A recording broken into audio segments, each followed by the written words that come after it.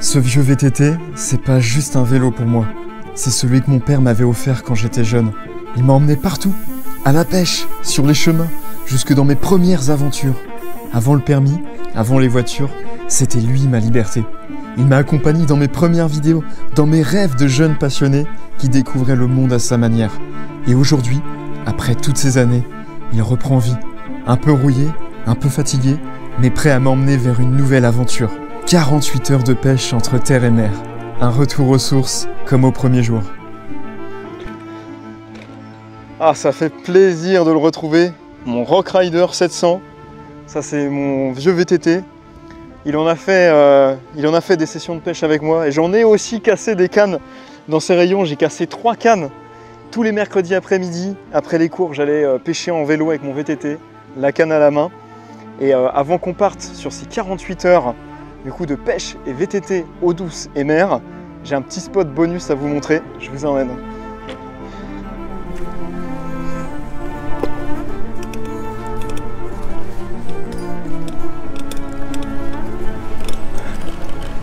Bon, ça c'est le terrain de jeu de mon enfance. Mes parents ont un petit étang au fond de leur jardin et c'est ici que notamment ma passion pour la pêche est née. Et mon petit rituel, c'est de descendre comme ça après les cours le soir et de voir s'il n'y a pas des carpes en surface. Et il y a des très très grosses carpes ici. On va poser le vélo.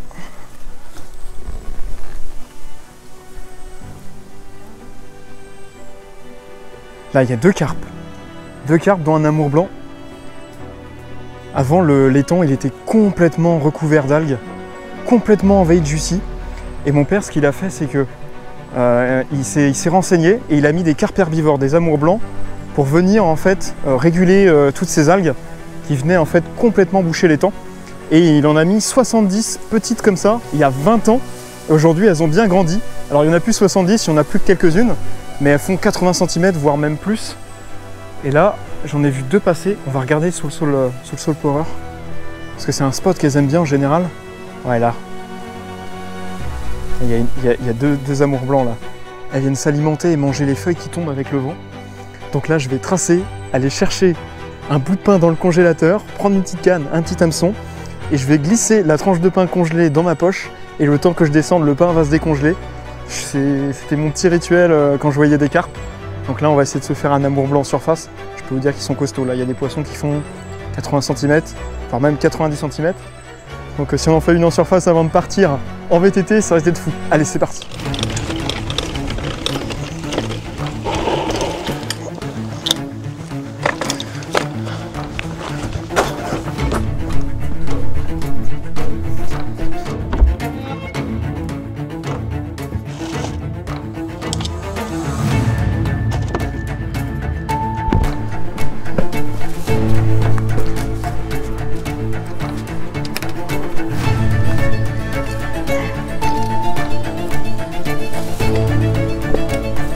Allez, c'est parti! On va aller voir s'ils sont encore sous leur arbre. Ce serait vraiment trop fun.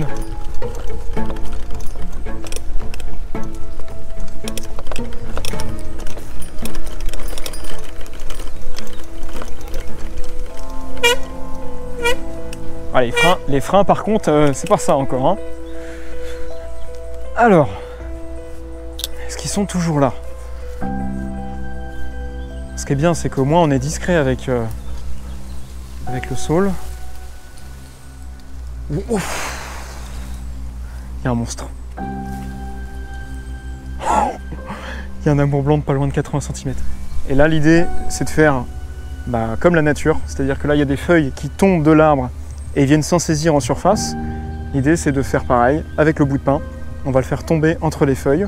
Ils vont penser que c'est une feuille ou quelque chose à manger. Et on n'aura plus qu'à attendre que le poisson s'approche doucement et venir le gober en surface. Là, j'ai juste un bas de ligne en fluorocarbone assez long, en 28 centièmes, un hameçon simple. Je vais venir plier mon bout de pain en 2 comme ça et le piquer. Voilà, comme ceci. Et là, comme un accordéon, je vais venir le réouvrir sur l'hameçon. Ce montage-là permet vraiment de faire comme si il y avait une feuille en fait sur l'eau, quelque chose d'un arbre qui était tombé, mais l'hameçon est relativement bien caché. Voilà, parce que c'est des poissons qui sont très malins, qui ont une bonne vue. Là, il va venir s'en saisir comme ça en surface. En tout cas, c'est l'idée. Alors, regardez un peu ce spot. Ça a toujours été un bon spot ici. Il y a toujours... Oh là, il est là, il y en a un. Je le vois.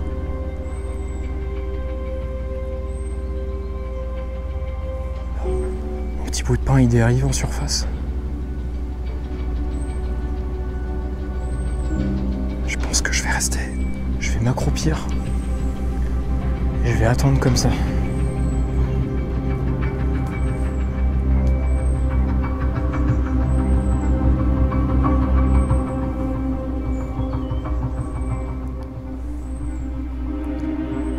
Ils sont vraiment en activité et ils se baladent sur l'étang. Ils reviennent régulièrement sur ce spot. Donc il faut juste être patient, laisser le bout de pain sur la zone et attendre qu'un beau poisson passe sous le sol pleureur. Malheureusement, après une bonne heure d'attente, les amours blancs ne sont jamais revenus sous le sol pleureur. Le temps file et il est déjà l'heure pour moi de remonter en selle. Cap sur la rivière. L'aventure de la pêche en eau douce peut enfin commencer. Bon, ça y est, me voilà enfin sur le vélo, ça fait trop plaisir, ça rappelle que des bons souvenirs. Et là, on va se balader sur tout le halage, on va s'arrêter sur tous les spots marqués. Et juste derrière vous, là, il y a un premier petit pont avec une petite portion de canal, avec beaucoup d'herbiers, mais il y a des péniches. Et pour commencer, pour essayer de faire de la perche, ça peut être super sympa de pêcher dans ces structures. Après, on va aller sur une multitude de spots, de déversoirs. Ça va être hyper fun. Ouais, là, c'est sympa. C'est une zone où il y a un peu moins d'algues.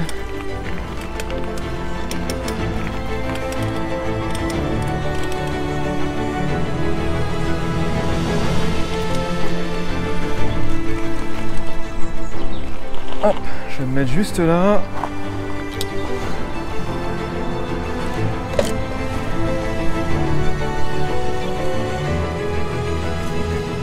Là, on peut voir que tout le canal, il est envahi d'herbiers. Ça, c'est les restes de cet été.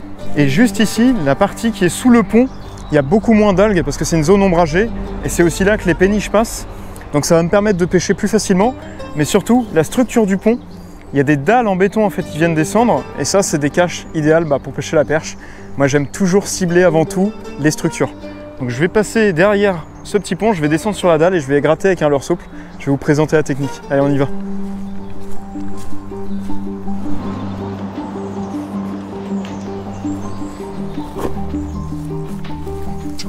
Vous avez pu voir que je me suis équipé de 2 cannes.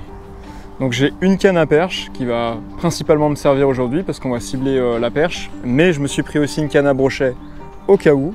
Parce que là on a des beaux spots aussi avec des herbiers. Et si jamais je vois un brochet, ça peut être sympa de le tenter. Donc par moment je tenterai quand même le brochet. Et au niveau de la technique aujourd'hui, l'idée c'est de s'arrêter donc sur tous les spots marqués comme ça en vélo. Et de pêcher assez rapidement. Je ne vais pas insister des heures sur chaque spot. L'idée c'est de trouver les poissons actifs. C'est exactement le genre de pêche que j'aime en déplacement rapide avec le VTT.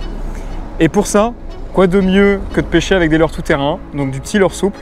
Là je vais commencer au Rock Vibe et avec une couleur qui vous avait beaucoup marqué il y a 2 ans, puisque c'est une édition limitée, c'est le Rock Vibe Magic, coloris Magic. C'est une sorte de violet très pailleté, très brillant. On peut voir qu'aujourd'hui c'est très lumineux. Ça va vraiment imiter les petites écailles d'un alevin, ça va vraiment briller fort. Et ce genre de signal, ça marche très très bien sur la perche. Pour ceux qui me demandaient d'ailleurs, cette édition limitée est revenue en stock sur toute la France, dans toutes les tailles. On peut voir que ici j'ai aussi un 5 pouces, voilà, en Magic, sur ma casting, en texan, qui va me servir à pêcher dans les herbiers. Là je suis monté sur une petite tête plombée en 3-4 grammes et on va tout de suite partir en pêche. Juste ici, là, il y a une dalle en béton. C'est la structure du pont et c'est ça qu'on va aller cibler. Là, il ne faut pas glisser. Là. Hop. Je vais lancer sous le pont. Je vais laisser descendre. Et là, je vais faire des petites tirées sur le fond. Ah, là, je le vois bien de là. Ça brille. Alors, encore une fois, je ne vais pas m'éterniser ici. Je fais quelques petits lancers rapides. Je prospecte la zone. puis on va avancer. Oh, oh, j'ai décroché, non. Première touche, ça fait plaisir.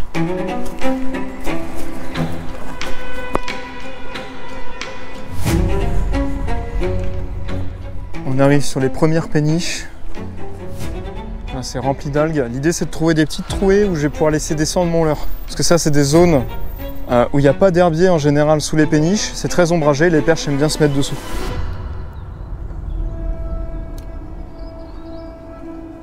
Je laisse descendre.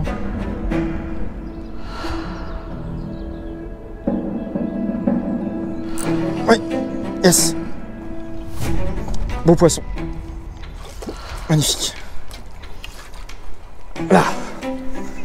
Ouh, première perche. Magnifique. Ah, elle fait plaisir. Le spot marqué qui paye. Elle a des nageoires orangées. Ah, le petit rockville magic qui a fait l'effet tout de suite. Ah, ça fait plaisir. C'est vraiment ça que j'aime avec les spots marqués. C'est qu'en général, pour la pêche de la perche, ça paye assez rapidement. Magnifique poisson. Allez, on va l'arracher.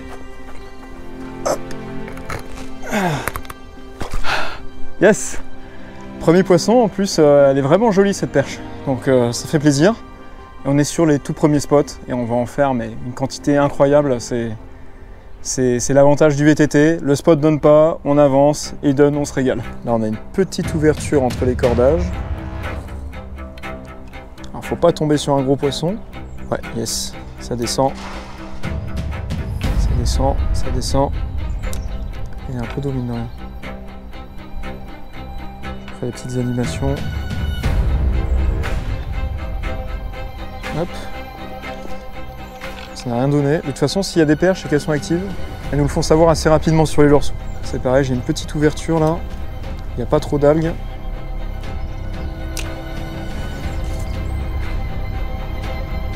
Oui, oh, oh oui, oh oui. Oh, elle est grosse. Oh non, décroché. Oh, elle était grosse. Oh, il y avait une 30-35. Ah, je m'y attendais pas là. Je vais tout de suite laisser redescendre. Ah non, là, je suis dégoûté de l'avoir décroché.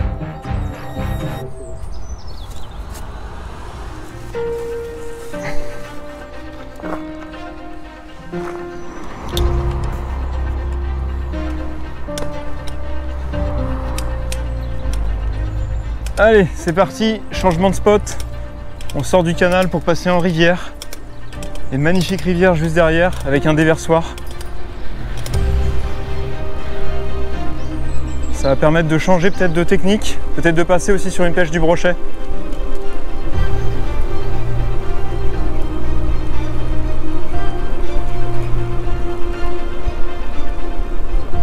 Voilà le spot. La rivière. Des spots de chaque côté et là il y a un déversoir. Ah, et ça peut accueillir des belles surprises encore.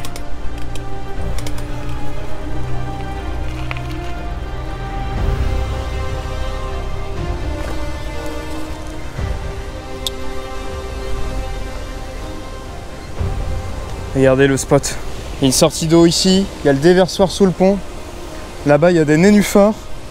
Là on a un terrain de jeu incroyable.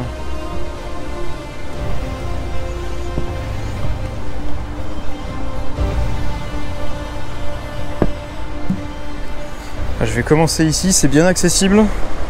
Bon, c'est aussi la zone la plus pêchée, j'imagine, vu comment c'est accessible. Voilà la petite sortie d'eau et la zone oxygénée là. Ça, c'est très très bon.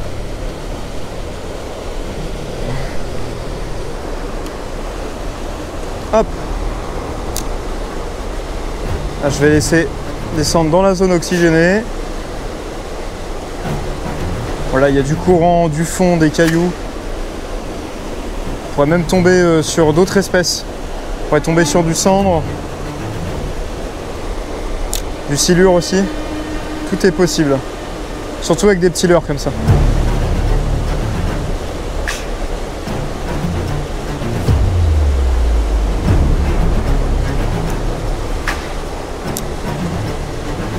Bon, j'ai pas mal insisté ici. Malheureusement, c'est très pêché. On peut voir qu'il y a un pêcheur juste devant en kayak.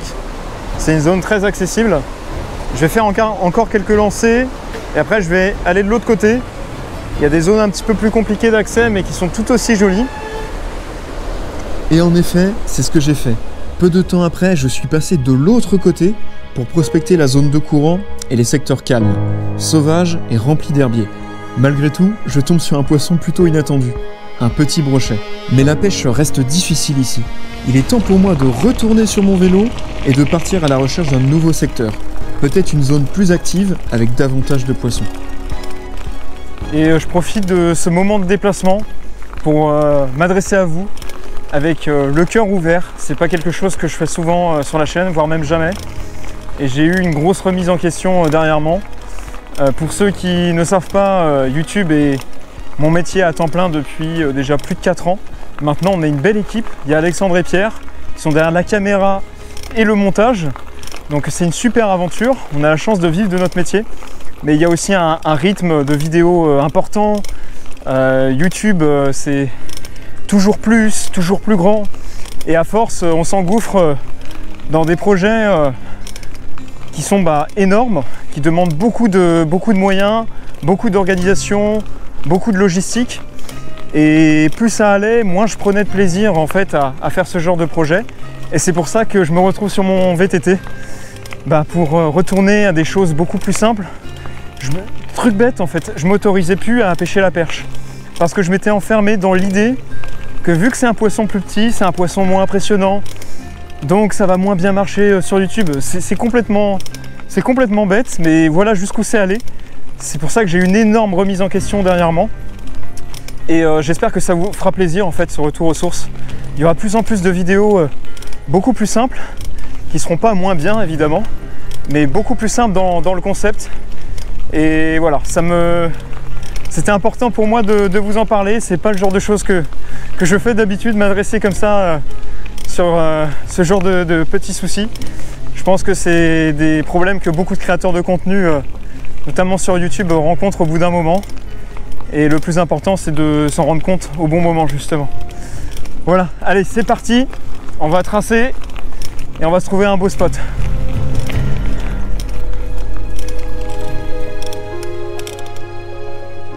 Là, on arrive sur un super spot. On arrive sur une petite île.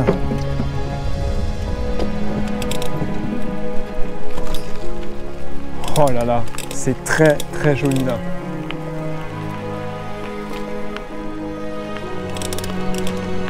C'est magnifique. Il y a un petit pont en pierre, un petit déversoir. Je vais poser mon vélo ici. Hop.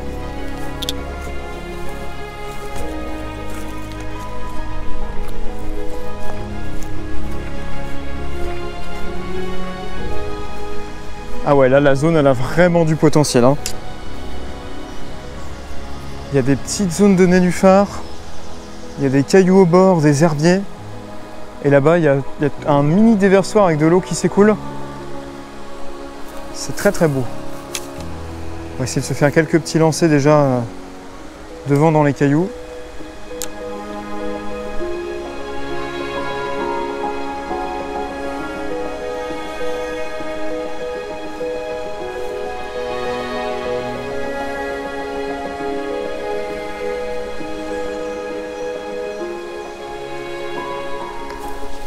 Bon, je vais poser mon sac parce que là je pense que ça vaut vraiment le coup d'insister sur la zone. Ah, je vais essayer de lancer à l'autre bout là. Il y a vraiment ce petit déversoir et c'est une zone un petit peu inaccessible pour les pêcheurs. Il faut fouetter assez loin, assez fort et être assez précis pour passer dans les pierres. En plus il y a un peu plus d'eau là-bas. Les perches peuvent être là-bas. Allez là, une petite touche.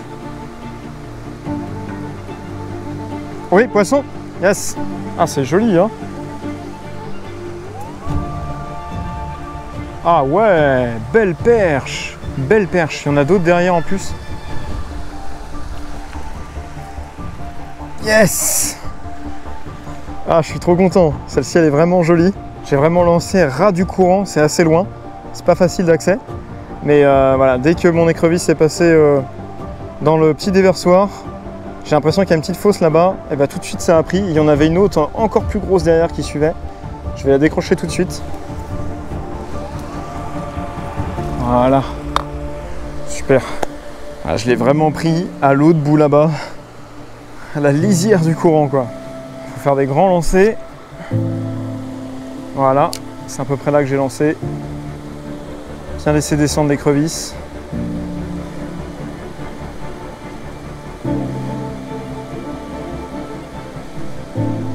Ah oui.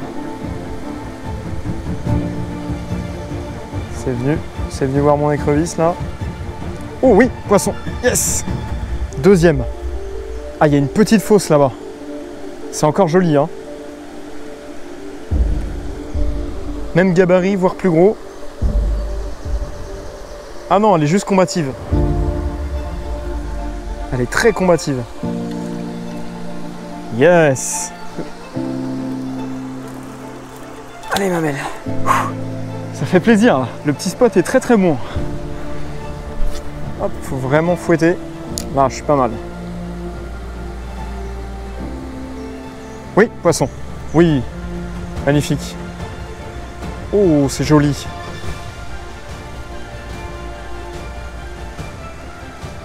Oh. C'est pas une perche cette fois. C'est un petit brocheton. Incroyable. Yes. Ça, c'est plutôt inattendu.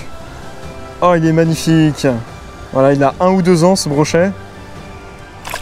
Ouf, il n'a pas demandé son reste. Oh, c'est tellement beau. Allez, ma belle. Yes. Oh, c'est juste magnifique là. Le soleil est en train de tomber. Oh là là, c'est juste magnifique là. Le soleil il est en train de tomber. On est en train de longer un énorme château au bord de la rivière. C'est vraiment trop beau. J'ai repéré sur Google Maps un déversoir qui est littéralement à 300 mètres. Là, je le vois d'ici. Il y a un spot là. Qu'est-ce que c'est? On dirait un lavoir le truc. Mais c'est un lavoir. C'est un lavoir et il a l'air d'être connecté à la rivière. On va faire quelques coups de ligne pour voir.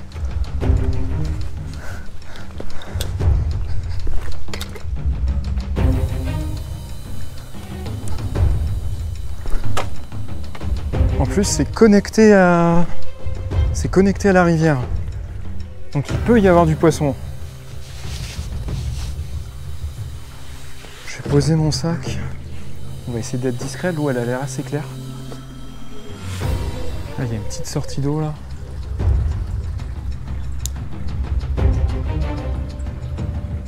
Je suis toujours avec la petite écrevisse. Oh, oh, j'ai pris une tape. Oh oui, il y a du poisson là.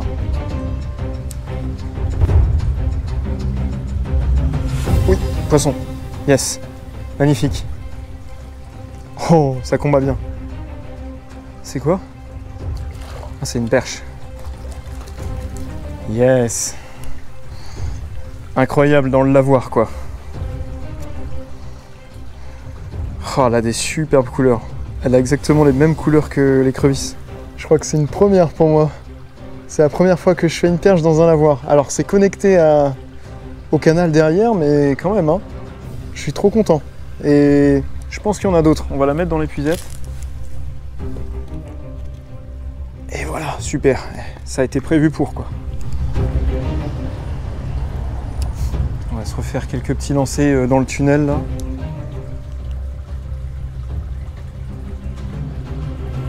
Oh oui, poisson. Oui, magnifique. Oh, elle est belle celle-là. Oh, ça combat, hein. Ah ouais. Complètement inattendu ce spot. Mais complètement inattendu, hein. Je suis vraiment tombé dessus par hasard avec le vélo en passant sur le canal. Je regardais à ma droite, j'ai tourné à gauche, j'ai vu cette petite sortie d'eau, j'ai fait bon allez, pourquoi pas. Comme quoi des petits spots qui sont un peu insignifiants comme ça, et ben ça peut vraiment vraiment donné. Ah, celle-ci, elle a des couleurs magnifiques aussi. Et celle-ci, elle est vraiment jolie. Hein. En général, quand on fait une perche, c'est ça qui est quand même bien avec ce poisson, c'est qu'elles sont plusieurs. Elles sont en banc en général. Donc on sait qu'on peut s'amuser encore sur quelques poissons. Ça, c'est un truc qu'on n'a pas avec le brochet, par exemple. Hop, je vais relancer là-dessous, dans le tunnel. Allez, est-ce qu'il y en a une autre?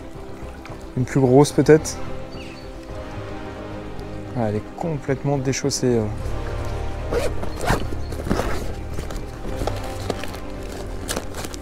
Là, on va se remettre une petite AX-RO toute neuve.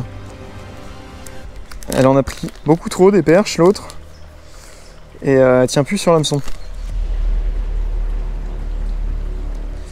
Ça fait vraiment partie de mes leurres préférées pour pêcher la perche, quoi. Souvent quand c'est dur, ça prend quand même du poisson. Allez, on va voir si on n'a pas d'autres. Je vais essayer de lancer un peu plus dans le tunnel. C'est pas mal encombré. Par contre, ça peut faire un beau poisson. Nickel!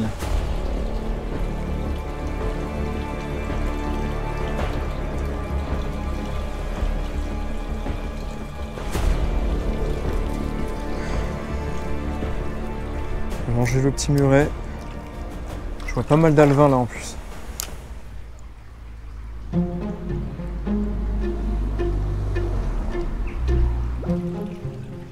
Oui, poisson. Yes! Super!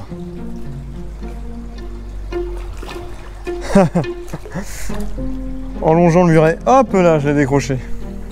Je vais aller de l'autre côté du lavoir, ça me donnera un angle bien meilleur en fait pour lancer sous le petit pont qui rejoint le canal.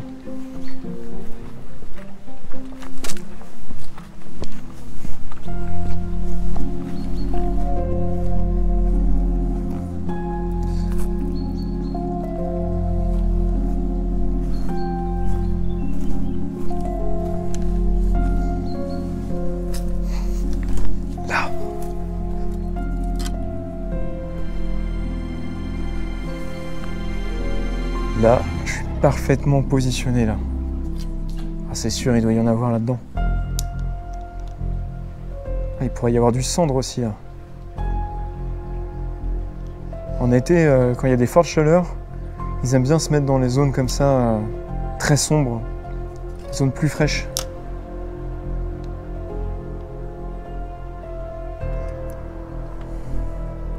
Bon, rien là-dessous.